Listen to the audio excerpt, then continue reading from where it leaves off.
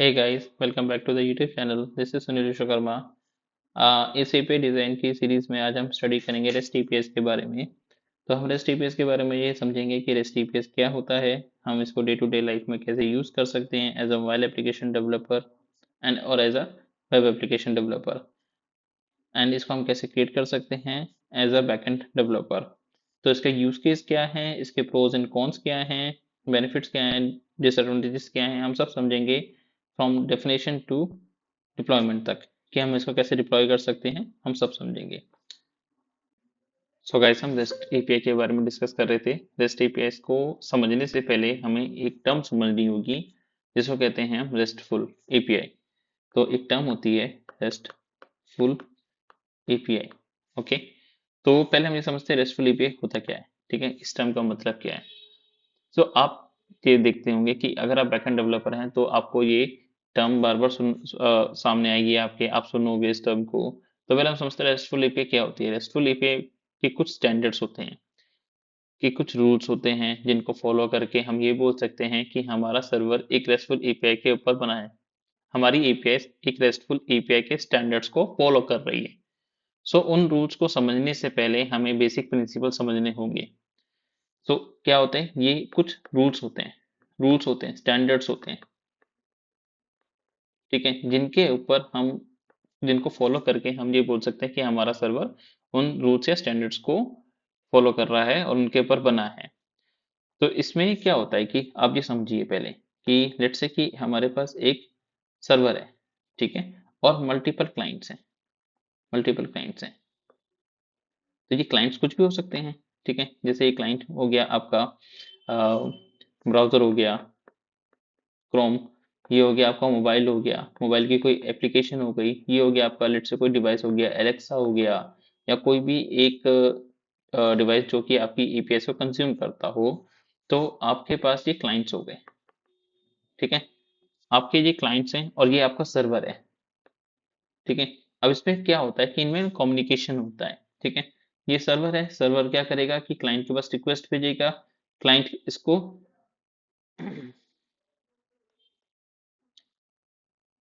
ये क्लाइंट है, ये सर्वर है। ठीक है, तो क्या होता है कि क्लाइंट्स क्या होता है कि सर्वर पे रिक्वेस्ट भेजेंगे। ठीक है, और ये क्या करेगा, सर्वर वापस रिस्पॉन्स भेजेगा। ठीक है, ये क्या करेंगे, क्लाइंट सर्वर पे रिक्वेस्ट भेजेंगे और ये क्या रिस्पॉन्स भेजेगा। तो इस तरह से कम्युनिकेशन स्टैब्लिश होता है किसी भी क्लाइंट और सर्वर पे।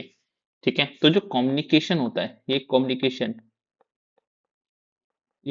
जो होता है वो एक स्टैंडर्ड पे बेस्ड होता है, या एक रूल्स को फॉलो करता है, जिसके जिसको हम कहते हैं, जिन रूल्स को हम कहते हैं रेस्टफुल एपीआईज, जो कि हमें रेस्टफुल एपीआईज के रूल्स को हम फॉलो करके उनके बीच का कम्युनिकेशन करते हैं। ठीक है, अब हम रूल्स की बात कर रहे थे, तो सबसे पहले हम देखेंगे रूल नंबर वन को। तो रूल नंबर वन क्या कहता है कि एक होता है सर्वर क्लाइंट आर्किटेक्चर। तो इसमें क्या होता है कि सर्वर एक डिफरेंट एंटिटी है एंड क्लाइंट एक डिफरेंट एंटिटी है। ये एक दूसरे के ऊपर डिपेंडेंट नहीं होने चाहिए। ठीक है, सो हमने क्या बोला कि ये एक एंटिटी है और ये भी एक एंटिटी है, तो ये एक दूसरे के ऊपर डिपेंडेंट नहीं होते।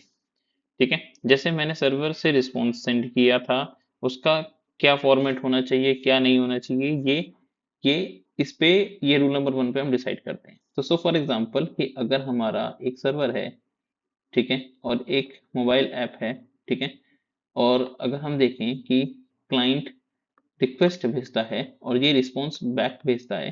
ठीक है, ये क्लाइंट है जो कि मोबाइल है, और ये सर्वर है। ठीक है, तो ये रिस्पॉन्स भेजता है, तो रिस्पॉन्स जो भेजेगा सर्वर, उसका एक फॉर्मेट होता है। लेट्स से कि उसका या तो टेक्स्ट फॉर्मेट हो सकता है, इमेज हो सकती है, वो एचटीएमएल डॉक्यूमेंट हो सकता है, या फिर जेसन हो सकता है। तो इनमें से कोई भी एक फॉर्मेट हो सकता है, या अलग अलग और भी टाइप के फॉर्मेट्स होते हैं जो जो हो सकते हैं। ओके, सो हमने ये फॉर्मेट्स देख लिए। ठीक है, फॉर्मेट्स, अब हमें ये पता चल गया कि डिफरेंट टाइप के फॉर्मेट्स हो सकते हैं, कि सर्वर क्लाइंट को रिस्पॉन्स किस फॉर्मेट में भेज सकता है और इनमें से क्या सेंड करना चाहिए, ये हमें डिसाइड करना पड़ता है। बट यहाँ पे ना एक प्रॉब्लम आती है। ठीक है, हम पहले प्रॉब्लम समझते हैं क्या आती है। पहले प्रॉब्लम समझने के लिए लेट्स टेक एन एग्जांपल कि हमें एक वापस से हमने क्लाइंट ले लिया और एक सर्वर ले लिया, ठीक है। ये है सर्वर और ये क्लाइंट, ठीक है। ये है client, let's say Chrome open किया हुआ है इसमें मैंने, ठीक है। अब क्रोम से क्या है कि मैंने एक वेबसाइट के ब्लॉक के लिए रिक्वेस्ट करी, ठीक है, ब्लॉक के लिए रिक्वेस्ट करी। अब मुझे सर्वर क्या करेगा, इन रिटर्न रिस्पॉन्स भेजेगा। अब सर्वर रिस्पॉन्स कैसे भेजेगा कि सर्वर के पास एक डीबी है, ठीक है, जिसमें से वो ब्लॉक को फेच करेगा, ठीक है, और वो वापस से एज ए HTML फॉर्मेट वो क्लाइंट को वापस भेजेगा, एक HTML डॉक के फॉर्म में भेजेगा। अब क्लाइंट अगर क्रोम चला रहा है, क्लाइंट पे अगर क्रोम चल रहा है तो वो इजीली रेंडर हो जाएगा कि भाई HTML डॉक्यूमेंट है, आया सीधा सीधा और वो रेंडर हो गया। बट यहाँ पर प्रॉब्लम क्या है, यहाँ पर प्रॉब्लम समझते हैं कि अगर क्लाइंट पे क्रोम नहीं रन कर रहा है, या उस पर एक एप्लीकेशन है, या फिर कोई एलेक्सा डिवाइस हो गया, या फिर कुछ भी अलग से डिवाइस हो गया जिसपे जिसपे HTML रेंडर नहीं हो सकता, तो उस केस में क्या होगा कि ओके, सो हमने देख लिया कि ऐप या एलेक्सा होगा तो इसमें HTML रेंडर नहीं हो सकता। सो इसके ऊपर डेटा शो करने के लिए हमें एक अलग से फॉर्मेट चाहिए जो कि है JSON, ठीक है, जावास्क्रिप्ट ऑब्जेक्ट नोटेशन, ठीक है। बट यहाँ पे प्रॉब्लम क्या है, यहाँ पे प्रॉब्लम क्या है कि सर्वर क्या कर रहा है, मेरा SSR के थ्रू एक HTML डॉक्यूमेंट जनरेट कर रहा है जो कि क्रोम पे, क्लाइंट के क्रोम पे जा रहा है और वो रेंडर हो रहा है। बट अगर क्लाइंट ऐप है तो वो SSR के डॉक्यूमेंट को रेंडर नहीं करा सकता। यहाँ पे मेरा प्रॉब्लम क्या है कि क्लाइंट सर्वर पे डिपेंडेंट है, मतलब क्लाइंट एक अलग हम एंटिटी लेके चल रहे थे, बट वो क्या है अभी भी सर्वर पे डिपेंडेंट है, क्योंकि सर्वर SSR डॉक्यूमेंट जनरेट करा है जो कि एक्सट्रीमली फास्ट होता है। बट हमें ऐप में या फिर एलेक्सा में या अलग अलग डिवाइसेस में उस HTML का यूसेज नहीं होता। तो एक ये प्रॉब्लम है कि client is dependent on server, ठीक है। हम एक इस प्रॉब्लम को सॉल्व कर रहे हैं, एंड इस प्रॉब्लम में होता क्या है कि जब SSR डॉक्यूमेंट सर्वर साइड से जनरेट होता है तो मतलब सर्वर के पास फुल कंट्रोल होता है कि वो किस टाइप का HTML डॉक्यूमेंट जनरेट करे। मींस सर्वर जो भी HTML जनरेट करता है क्लाइंट को उसी को रेंडर करना पड़ेगा। सो client does not have any control, do not have any control over the document और HTML जनरेटेड बाय सर्वर, ठीक है।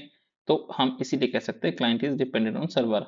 अब हमें, अगर हम रेस्टफुल स्टैंडर्ड्स को फॉलो करें तो हमारी प्रॉब्लम रेक्टिफाई हो सकती है। अब हम इसको समझते हैं कि प्रॉब्लम रेक्टिफाई कैसे होगी, ठीक है। तो इसके लिए हम वापस से अपना स्ट्रक्चर रेडी करते हैं। ये है सर्वर, ये है हमारा मोबाइल ऐप, ठीक है, और ये क्लाइंट हो गया और ये हो गया सर्वर, ठीक है।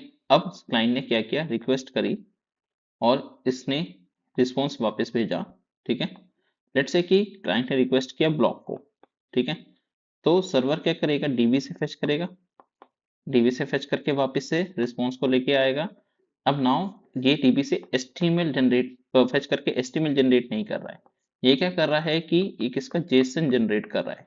मींस जेसन क्या होता है, JSON is nothing key value pair. अब जेसन के साथ साथ XML फॉर्मेट भी कर सकते हैं, but let's take an example of JSON format. तो की वैल्यू पेयर होता है कि की वैल्यू मतलब जैसे लेट्स से की वैल्यू ऐसे हो गया आपका की उसका वैल्यू मींस नेम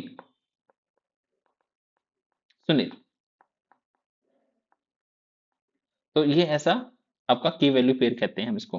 तो सर्वर क्या कर रहा है कि एक ऐसा जेसन जनरेट कर रहा है और वापस से भेज रहा है क्लाइंट को। तो क्लाइंट क्या करेगा, इसको अपने आप पार्स करेगा, ठीक है। इसमें ये स्टेप्स होते हैं, अपने आप पार्स करेगा एंड इसको शो कर देगा एज पर द रिक्वायरमेंट, ठीक है। तो यहाँ पे समझो, यहाँ पे सर्वर का काम है सिर्फ डेटा जनरेट करना, ठीक है, टू जनरेट डेटा, ठीक है, इन जेसन फॉर्मेट, एंड क्लाइंट को भेजना। क्लाइंट के ऊपर है कि वो को डेटा को किस तरह से पार्स करेगा, किस तरह से शो करेगा, क्लाइंट के ऊपर है। तो यहाँ पे हम देखेंगे कि दोनों एंटिटी आपस में डिपेंडेंट नहीं है, ठीक है। तो server work is to generate data, is to generate data and send back to client, and client work is to parse and show data as per the requirement। ठीक है, ओके, हमने रूल नंबर 1 को देखा। Now let's discuss for the rule number 2। Rule number 2, तो rule number 2 क्या कहता है? Statelessness.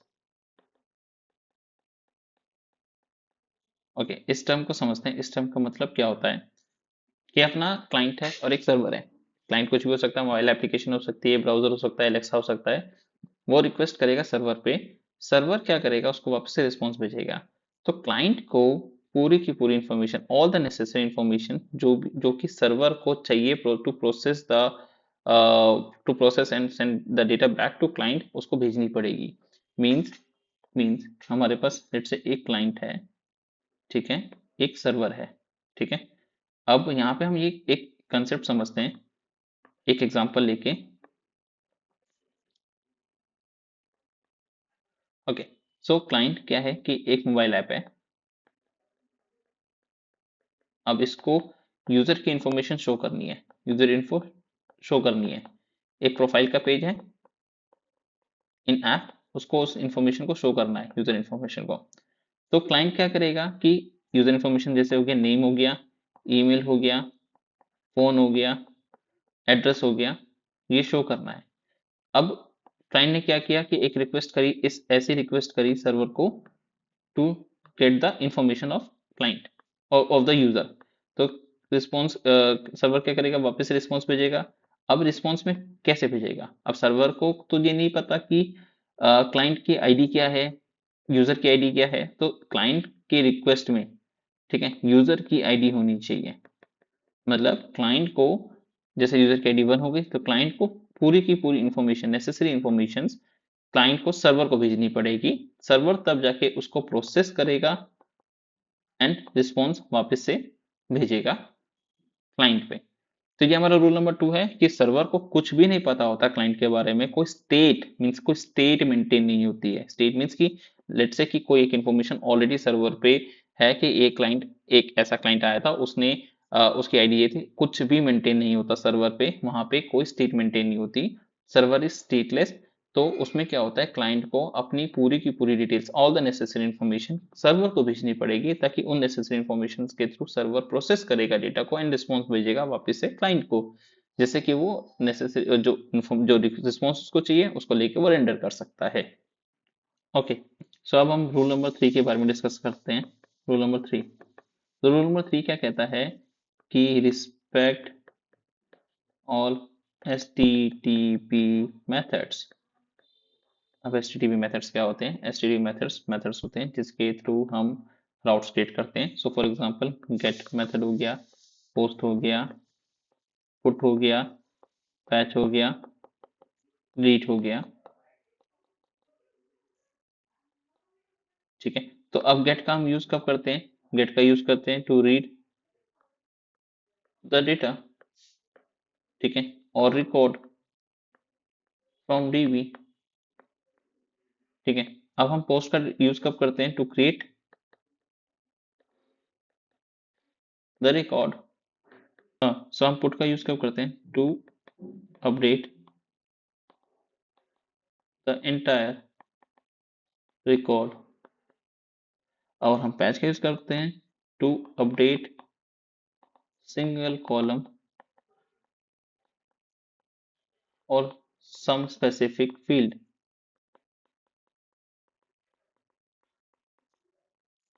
And delete का यूज करते हैं टू डिलीट द रिकॉर्ड। अब इसमें ये, इसका क्या मतलब है? To respect all HTTP method. लोग क्या करते हैं कि देखो, ये HTTP मेथड है, इनका ये एक स्टैंडर्ड है जो कि फॉलो किए जाने चाहिए रेस्टफुल API को जब हम क्रिएट करते हैं। बट क्या होता है कि कुछ कुछ डेवलपर्स क्या करते हैं कि गेट और पोस्ट का काफी एक्सटेंसिवली यूज करते हैं to like create the APIs, जिससे सारे ऑपरेशंस वो परफॉर्म कर लेते हैं। सो फॉर एग्जांपल अगर हम लेते हैं कि वो पोस्ट का यूज कैसे कर सकते हैं। तो क्या करते हैं कुछ लोग कि जैसे कि उनको कुछ रिकॉर्ड अपडेट करना है, ठीक है, टू अपडेट रिकॉर्ड।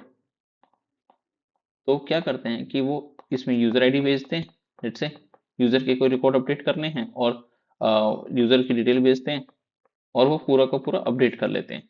बट ऐसा नहीं होना चाहिए, ऐसा नहीं होना चाहिए, क्योंकि उसके लिए डेडिकेटली एक पुट मेथड बना हुआ है, और या तो पैच मेथड बना हुआ है, जिसके थ्रू हम या तो पार्शली या तो फुल्ली अपडेट कर सकते हैं।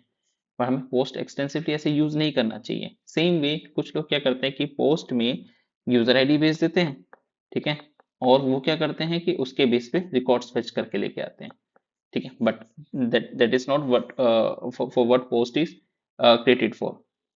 ओके, सो पोस्ट का यूज है कि to create the record only, get का यूज है to read the record, put का यूज है to update the entire record, patch का यूज है to partially update the record, and delete is to delete the record. हमें इन standards को follow करना चाहिए।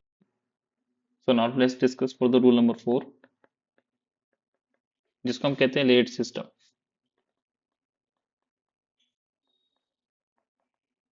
ओके, सो लेट सिस्टम का मतलब क्या होता है कि लेट्स से कि एपीआई सिस्टम है, ठीक है, वो मल्टीपल लेयर्स से बना हो सकता है, ठीक है। तो जैसे कि एक सर्वर है और एक क्लाइंट है, उनके बीच में लोड बैलेंसर भी हो सकता है, प्रॉक्सीज भी हो सकती हैं, और भी कई सारे टूल्स हैं, हम चीज़ों को यूज़ कर सकते हैं ताकि to improve improve the scalability. So हम यहाँ पे इस आर्किटेक्चर को वापस ड्रॉ करते हैं। ये आपका मोबाइल एप्लीकेशन है, ये सर्वर है, ठीक है, और ये सर्वर 2 है, ये सर्वर 3 है, ठीक है। अब क्या हो रहा है कि सर्वर 1, सर्वर 2, सर्वर 3, अब ये क्लाइंट है। लेट्स से कि क्लाइंट ने एक रिक्वेस्ट भेजी सर्वर पे, ये रिक्वेस्ट भेजना चाहता है, तो इसके बीच में ना हम लेट्स से कि एक लोड बैलेंसर लेके आते हैं। ये क्या करेगा कि इस पे क्लाइंट इस पे रिक्वेस्ट भेजेगा, लोड बैलेंसर क्या करेगा कि इक्वली डिस्ट्रीब्यूट करता है लोड को अमंग द सर्वर्स, ठीक है। वो उसके ऊपर होता है कि वो कौन से सर्वर को रिक्वेस्ट भेज के रिस्पॉन्स लाके वापस से क्लाइंट को रिस्पॉन्स भेजेगा। तो लेट से कि अभी ये सर्वर ऑक्यूपाइड नहीं है, तो ये क्या करेगा, इस पे रिक्वेस्ट करेगा, इससे रिस्पॉन्स लेगा, एंड वापस से क्लाइंट को रिक्वेस्ट रिस्पॉन्स भेजेगा, ठीक है। सेम वे वो सर्वर 2 के साथ भी कर सकता है, सर्वर 3 के साथ भी कर सकता है। यहाँ पे हमने लोड बैलेंसर लिया है, यहाँ पे हम अलग अलग प्रॉक्सीज भी ले सकते हैं, या फिर गेटवे भी ले सकते हैं, ठीक है। ये टर्म्स हैं, इनको हम आगे पढ़ेंगे, बट अभी के लिए फिलहाल अभी समझिए कि बीच में क्लाइंट और सर्वर के बीच में अलग अलग डिफरेंट डिफरेंट लेयर्स भी हो सकती हैं। कुछ नहीं पता होना चाहिए कि वो कौन से सर्वर से आ रहा है, या फिर कि उसमें कौन सी लोड बैलेंसर लगा है, प्रॉक्सीज लगी है, क्या कुछ भी है, ताकि हम स्केलेबिलिटी और सिक्योरिटी को इम्प्रूव कर सकें।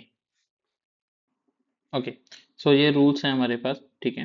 तो रूल्स हमारे पास ये रिप्रेजेंट करते हैं कि हमें कौन कौन से स्टैंडर्ड्स को फॉलो करना है। जैसे पहला रूल था कि सर्वर क्लाइंट आर्किटेक्चर होना चाहिए।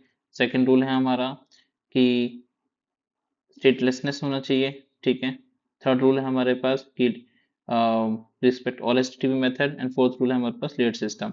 तो इन्हीं रूल्स को फॉलो करके एक स्टैंडर्ड सेट किया जाता है, जिसके बेस पे रेस्ट एपीआईज को क्रिएट किया जाता है, ठीक है। So guys, this is all about REST APIs.